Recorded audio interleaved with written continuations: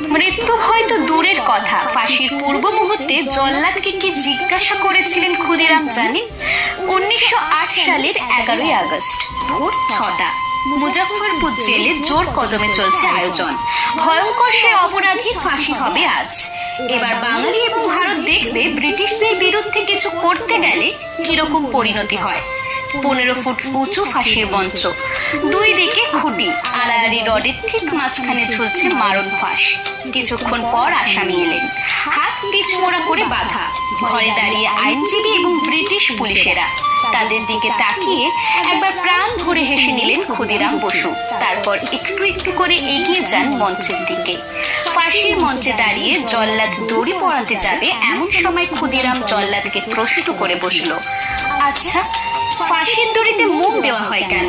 জল্লাদ: মৃত্যুর সামনে দাঁড়িয়ে এমন আচরণ ক্ষুদিরামই করতে পারেন।